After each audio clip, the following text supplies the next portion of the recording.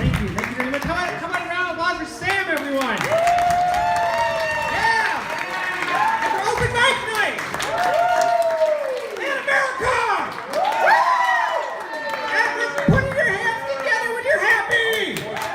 Yeah! I took a personality test today and I failed. I'm going to start off with a racist joke. How many racists does it take to screw in a light bulb? Two. Now, actually, that reminds me of a different joke. Any Catholics in here? It's a little Catholic humor. Any Catholic? Where are my Catholics at? Yeah! Woo! Catholics! Yeah. Welcome to our cult. Okay, here's a joke for the Catholics. Hey, Catholics, how many popes does it take to screw in a light bulb? Hey, there's just one pope, Catholics. That's it. There's just one pope. Come on. Are you guys, it's like a delayed reaction on that. It's like, there's someone back there like doing that thing. He's right! Oh, there is only one pope. How did that happen? Actually, right now we're at the Pope Emeritus thing, so actually there's two. I guess he could get some help if he needed it. But he's the Pope, right? He's probably got someone that does that for him, probably like some sort of sinner. But, they can't sell the indulgences anymore. They have to find something to have them do.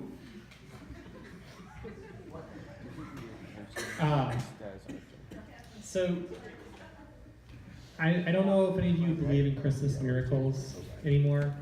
We just had Christmas, and I want you to understand, Christmas miracles do happen. Dreams do come true. I got a bidet for Christmas. Does anyone here not know what a bidet is? For those of you that don't know what a bidet is, it's this thing that I put on my toilet that when I am done pooing, it blasts some water up my hiney. It's amazing! Oh my gosh, it is just the best thing ever. And I was so excited. And the first blast is up here is a little jarring, but after you get used to it, you never want to go back, ever. And my wife knew I really wanted a bidet because I'm a weirdo. Yeah, wife, what? Oh, yeah, I know. Someone made that mistake.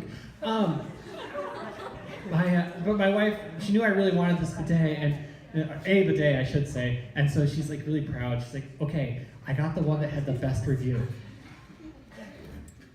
Excuse me? Review? I'm sorry, where was this job on career day in high school? Bidet reviewer? How did I not know that was an option until now when I'm almost 37? I have a new dream to achieve. My insurance gave me this thing that beeps whenever I brake too hard. Apparently, they'd rather I just run over the pedestrians. So I read the other week that giraffes are going extinct. No, this is true. Yeah, giraffes. Giraffes are looking pretty grim for giraffes. And when I first heard this news, my immediate reaction was, "What took so long? Are you kidding me? Really? Now? How did they last this long? I mean, have you seen a giraffe? Right? They got that normal body and that ridiculously long neck. For those of you who, for some reason, don't understand childhood animals and don't know what a giraffe is, what happened with the giraffe? How did that happen? Like, I envision God intelligently designing the giraffe, and he's like, all right, and so we got the body, and long neck, yeah, long neck. That'll help it reach food. Yeah, food. Oh God, won't that really long neck, create a lot of drag when it's trying to run away from predators or anything like that? It's gonna be fine. God, I know what I'm doing. Really, come on. If long necks were so great, how come no other animal has evolved them? Oh wait. There was an animal that had long necks. Dinosaurs, and they're extinct too! Why haven't giraffes been hunted to extinction sooner? That's what I can't figure out, right? I mean, these goofy-looking animals who obviously can't run, how are they even around? And then I thought, well, like plants, some of them evolved so they taste really bad. Maybe giraffes taste bad. And if they don't, why hasn't an animal evolved so it tastes bad? I'm looking at you, cows. Come on, if you want to get with the program and save your species before we eat you because you're delicious. I really enjoy doing comedy. And even though I'm not very good at it. And, I've watched a lot of comedy growing up.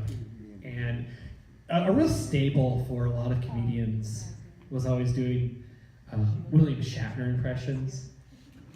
Because a lot of the people I watched, they grew up watching the original Star Trek, right? Well, my generation, we weren't watching that Star Trek. We were watching Next Gen, right, with Patrick Stewart. So I thought I would do a Patrick Stewart impression. And I envisioned that Patrick Stewart, he'd be talking about the old days when he was on Star Trek. And, he's really quite impressive. When I'm doing Star Trek, at first I thought I was doing Doctor Who, sci-fi and all that, and I didn't really understand American television. But they said, oh, come and do this, whatever. And it's the first day on the set, and I'm meeting the cast, all these unknown American actors, and I'm a Shakespearean actor, real actor. And it's this young man who's going to be playing Wesley Crusher. And I say, oh, I'm going to be nice to this young man, take him under my wing. I say, Will, come and stand by me. And everyone started to laugh. And apparently, this Will Wheaton fellow, he was in some small independent American film called Stand By Me. I had like a bit part or something in it. By some reclusive writer of some sort. I don't think he wrote very much. And but we had a lot of interesting experiences on Star Trek. A lot of things just kind of made their way into the show. Like there was this one instance where there was a lighting problem on the set, and I was supposed to be in this torture scene, and they kept trying to get the lights right, and they couldn't. And finally, I just yelled at them, lights! And they kept it in the show. It was amazing. Actually, there weren't supposed to be 4 lights at all, but they went with it. Good for them. I only do one take. I had a lot of interesting co-stars on Star Trek. One of my favorite co-stars was LeVar Burton. Now, I found it very interesting. I learned later on that LeVar Burton had another show on at the same time as Star Trek.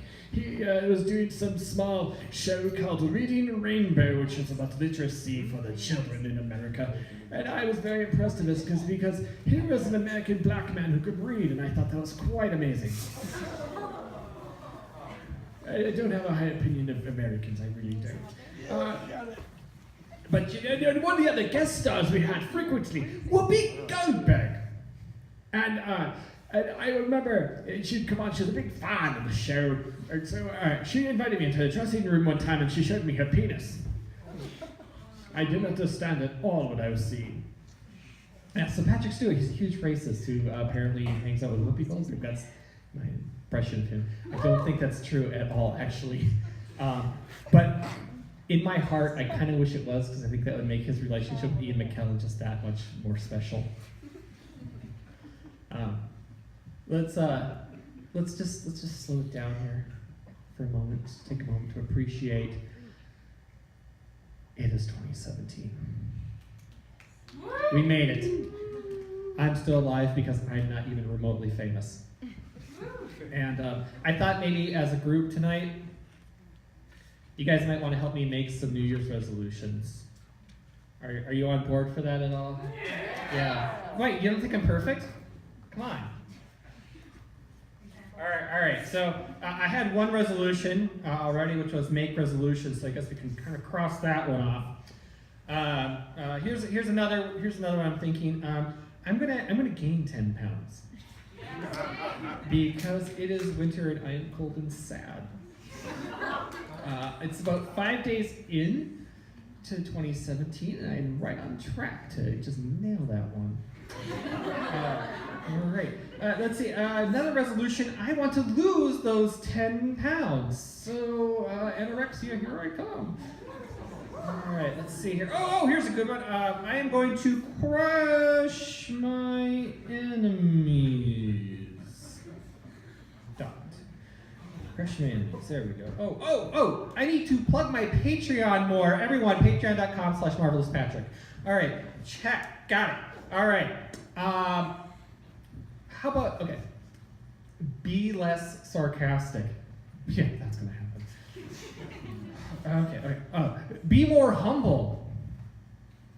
I want you to know right now, there's probably no one on the planet Earth who is more humble than I am. I am fantastic at humility. It's staggering.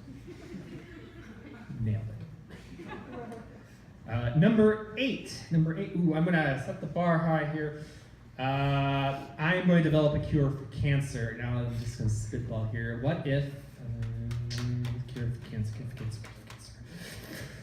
What if we gave cancer cells AIDS? All right, someone run with that. Give cancer AIDS. Okay. Let's see here. Whoa! World hunger. Let's try. It's gonna spitball some more. I feel like I'm on a roll after that whole cancer cure. World hunger. Let's see here.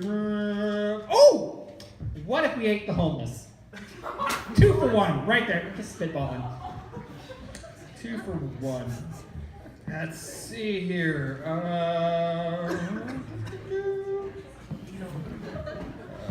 Yep. Okay. Last one here. I'm going to try to do funny stand-up this year.